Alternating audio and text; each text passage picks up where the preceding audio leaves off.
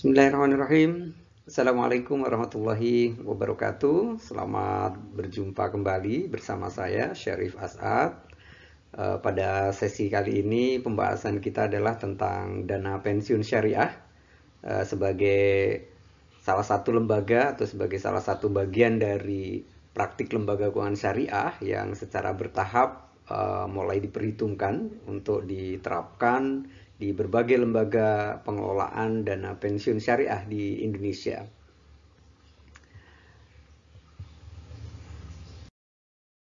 Berikutnya adalah kita mulai dalam pembahasan kita tentang dana pensiun syariah. Memang istilah pensiun tentulah tidak asing lagi bagi kita, namun bagaimana bentuk secara kelembagaannya, sistem pengelolaannya, dan dari mana saja sebenarnya sumber-sumber dana pensiun yang tentu ini akan dijadikan sebagai jaminan finansial masa tua bagi mereka yang turut andil di dalam mempersiapkan diri melalui program jaminan sosial masa tua, ya. Sehingga ada undang-undang nomor 40/2004 tentang sistem jaminan sosial nasional. Ini sudah diatur dan sudah mulai dilaksanakan di Indonesia.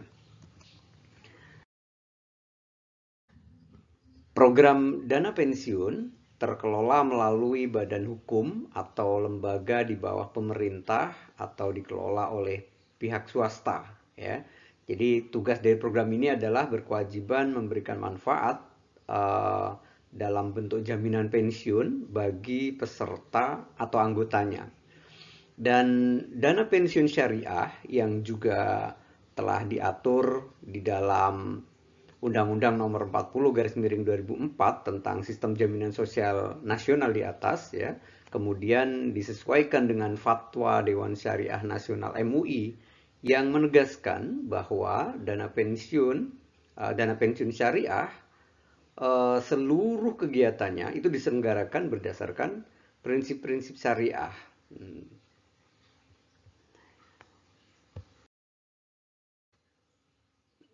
Berikutnya tentang tujuan undang-undang ini, menjelaskan hak peserta, penerimaan manfaat sesuai waktunya, dan tentu berkesinambungan.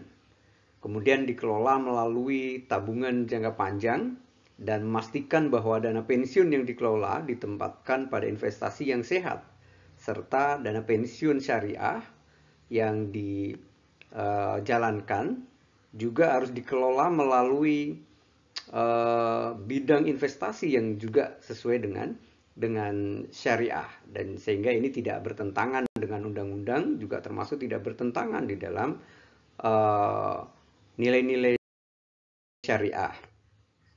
Kemudian dijelaskan oleh OJK bahwa secara umum dana pensiun syariah tidak memiliki perbedaan secara operasional dengan pengelolaan secara konvensional, melainkan dana pensiun syariah dalam setiap transaksinya menggunakan akad sesuai dengan kaidah Islam. Jadi skemanya sangat jelas sekali bahwa dana pensiun syariah ini secara umum akan sama dengan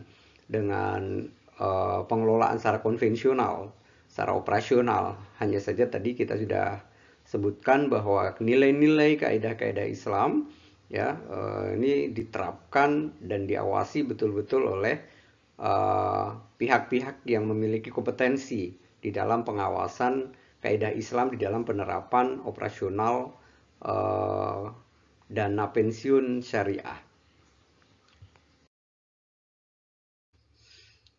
Jenis atau bentuk lembaga pengelolaan dana pensiun dapat berupa dana pensiun pemberi kerja atau DPPK, ya, yang dibentuk oleh perusahaan yang memberi kerja, dan dana pensiun lembaga keuangan, ya, atau disebut dengan DPLK. Ini adalah bentuk lembaga keuangan kedua, ya, yang merupakan bentukan atau yang didirikan oleh lembaga keuangan seperti bank atau perusahaan asuransi. Jadi kalau pemerintah juga membuat pensiun untuk pegawai-pegawai negeri, gitu ya, pegawai-pegawai swasta pun juga bisa mereka menyelenggarakan sendiri ataupun menyelenggarakan dana pensiun, ya, baik secara konvensional ataupun secara syariah tentunya, itu melalui mekanisme yang sudah diatur di dalam dana pensiun secara kelembagaan, yaitu DPLK, baik di masing-masing perusahaan ataupun dikelola oleh lembaga keuangan syariah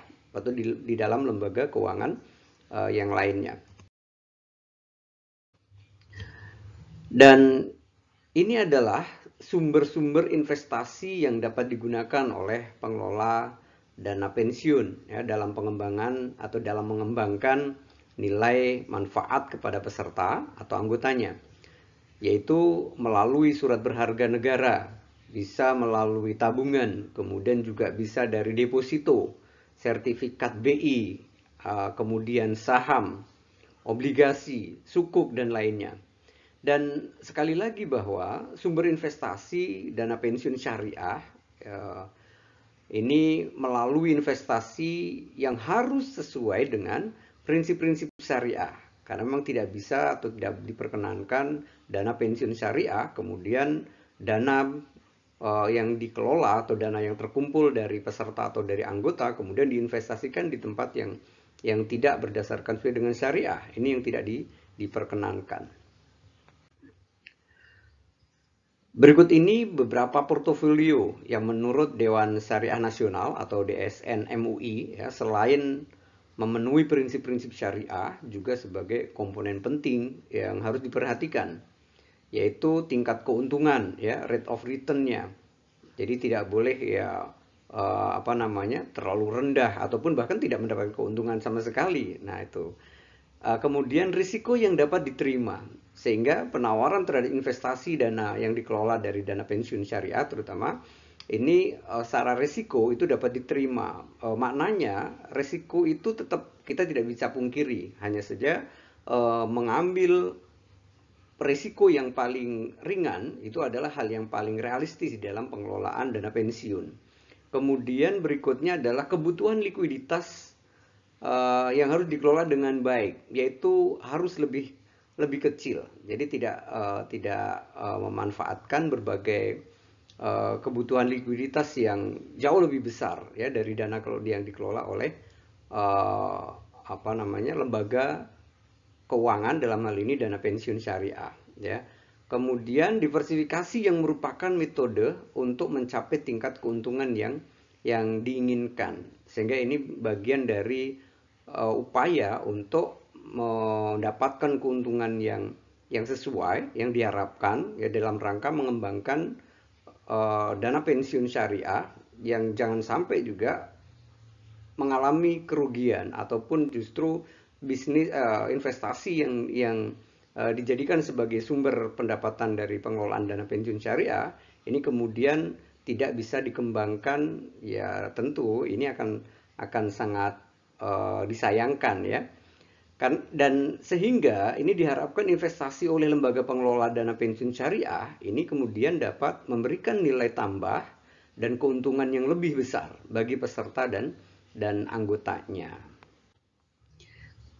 Nah, sedikit menyinggung potensi dana pensiun syariah di Indonesia, bahwa dana pensiun yang banyak diterapkan sampai saat ini masih didominasi oleh prinsip berbasis konvensional atau sistem bunga ya, sehingga seiring berkembangnya bisnis syariah yang lain, nah ini yang tentu berdampak pada pasar besar dana pensiun syariah. Meskipun ini catatan bahwa literasi keuangan syariah masyarakat di Indonesia ini yang masih rendah, ini tantangan tersendiri.